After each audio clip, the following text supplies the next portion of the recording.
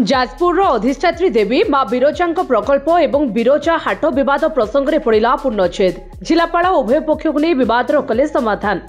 आज बिरजा हाट को इश्यू को रिजॉल्व करने द्वितीय बैठक होता से प्रशासन साइड रू गोटे सोल्यूशन प्रपोज करागला जमिति कि मंदिर काम गुड़ाक कौन इफेक्ट पड़ोनी एवं भल करी हो एट द सेम टाइम हाट भी मध्य वापस आसी पारे से सोल्यूशन समस्तंकर सहमति रे अप्रूव हैला एवं चाषी माने रिक्वेस्ट करथिले हाट को मध्य शीघ्र रिटर्न आसीबा पई तांकु मध्य हमें कंसीडर करके ए कमिंग संडे रू बसीबा पई मध्य परमिशन देइछु।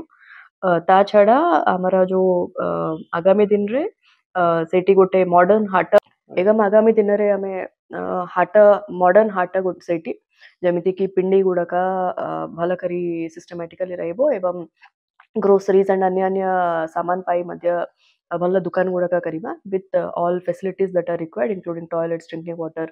मां बिरोजा प्रकल्प बिरोजा जगार एवं बिरोजा हाट पुराणा जगार आसंता रविवार 15 तारिख ठारू हेबो बोली जिलापाल सूचना। तेबे हाट को एक अत्याधुनिक भाव परिबा चाषी एवं ग्रोसरी प्रभृति व्यवसायी को बसाजिबो।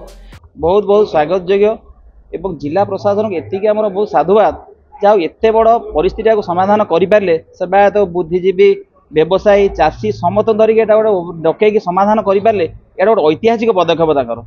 एटा 2 मास नुह यही जो विवाद बिरजांकर प्रकल्प एवं बिरजा हाटर जो विवाद यहाँ आज 11 मास धरी लगी रही है। 11 मास भितर जो विवाद सृष्टि था जो प्रशासन माध्यम आम विवाद को मीमांसा करने चाहिए तत्कालीन प्रशासन आर मीमांसा किंतु आज आमर प्रशासन जिला प्रशासन विशेष करके आमर जिलापाल महोदय जे पब्लिकेशन करी जे समस्त बुद्धिजीवी नागरिक एवं सेवायत चाषी एवं व्यवसायी मान को डाकी सर्वसम्मति भावे जो निष्पत्ति आज ग्रहण करागला से आमे माने खुशी एवं आमर जिलापाल महोदय को आमे धन्यवाद दौचु। ए हाट विवाद आज को 22 दिन हेबो लागी रहितला जहाँकि दीर्घ दिन हेबो जाजपुर अशांत रही यार जवानिका पकाइले जिलापाल।